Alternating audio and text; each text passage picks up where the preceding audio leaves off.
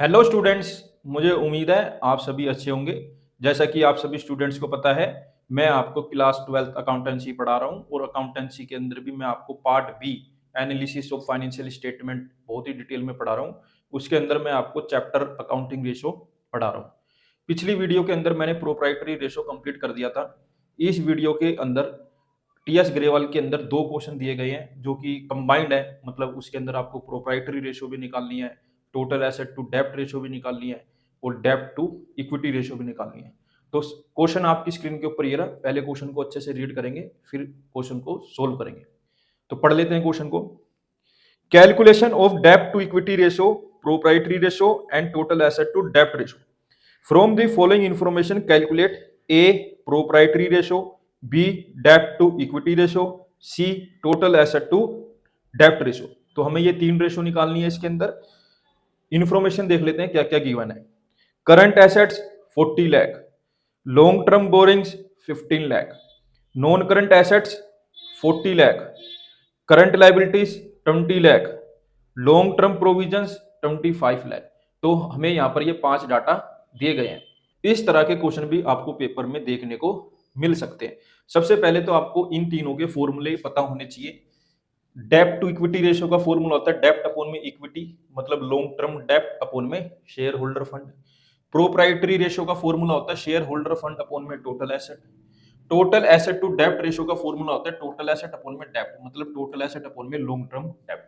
अब हम ये देखेंगे जो इंफॉर्मेशन हमें गिवन है उसमें क्या क्या दिया हुआ है। Current asset, current liability, long term borrowing, long term provision, non current asset. हमने देखा हमें जो डाटा दिया गया है उसमें कहीं भी डायरेक्टली शेयर होल्डर फंड नहीं है, उसमें कहीं भी डायरेक्टली टोटल एसेट नहीं है, उसमें कहीं भी डायरेक्टली लॉन्ग टर्म डेब्ट नहीं है। हर चीज हमें फाइंड करनी पड़ेगी, हर आइटम हमें फाइंड करनी पड़ेगी। तो फाइंड कर लेते हैं। लॉन्ग टर्म डेब्ट का फॉर्मूला होता है बेटा लॉन्ग टर्म बोरिंग प्लस में लॉन्ग टर्म प्रोविजंस। तो हमने देखा लॉन्ग टर्म बोरिंग हमें दिए गए हैं 15 लाख, लॉन्ग टर्म प्रोविजन हमें दिए गए हैं 25 लाख, हमने पुट कर लिए। 15 लाख प्लस 25 लाख करूंगा तो हो गया 40 लाख। तो हमारे लॉन्ग टर्म डेब्ट आगे बेटा 40 लाख। चलो एक चीज तो आई। टोटल एसेट का फॉर्मूला होता है फिक्स्ड एसेट प्लस में इन्वेस्टमेंट प्लस में current asset.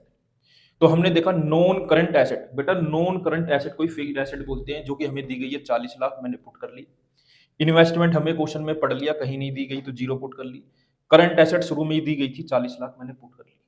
40 lakh plus 40 lakh करा तो हो गया 80 लाख। तो बेटा हमारी टोटल एसेट आ गई 80 लाख। अब हमें शेयर होल्डर फंड निकालना है। तो शेयर होल्डर फंड निकालने का फॉर्मूला होता है टोटल एसेट माइनस टोटल डेप्ट। मैंने देखा टोटल एसेट तो 80 लाख है लेकिन टोटल डेप्ट नहीं है, तो निकाल लेते हैं। टोटल डेप्ट का फॉर्मूला होता है लॉन्ग टर्म डेप्ट प्लस में शॉर्ट टर्म डेप्ट, जिसको कि करंट लायबिलिटी बोलते हैं। हमने देखा लॉन्ग टर्म डेप्ट हमें दी गई है 40 लाख, पुट कर लिया, प्लस शॉर्ट टर्म डेप्ट करंट लायबिलिटी हमें दी गई है 20 लाख, मैंने पुट कर लिया। 40 लाख प्लस 20 लाख करा तो हो गया 60 लाख। तो हमारे टोटल डेप्ट आ गए 60 लाख। तो मैंने क्या करा, टोटल डेप्ट की जगह 60 लाख पुट कर दिया। शेयर होल्डर फंड होता है टोटल एसेट माइनस टोटल डेप्ट। टोटल एसेट हमने अभी अभी फाइंड करे थे 80 लाख, यहाँ लिख दिए, माइनस टोटल डेप्ट अभी अभी फाइंड करे 60 लाख, यहाँ लिख दी। 80 लाख में से 60 लाख जाएंगे तो कितना आएगा, 20 लाख आएगा। अब हमारे पास ये क्या हुआ, सारी वैल्यूज आ गई। अब हमें इन फॉर्मूलोज के अंदर ये वैल्यूज रखनी है, हमारे आंसर आ जाएंगे। चलिए रख लेते हैं वैल्यू।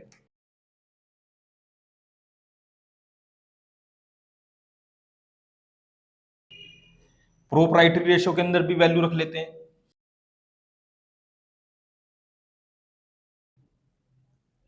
बेटा ये ध्यान रखना इसके अंदर इंटू 100 करना पड़ता है, क्योंकि प्रोप्राइटरी रेशो का आंसर परसेंटेज में आता है। 1 पे 4 पे 4। तो बेटा हमारी प्रोप्राइटरी रेशो आ गई 25%। अब टोटल एसेट टू डेप्ट रेशो में भी वैल्यूज पुट कर लेते हैं।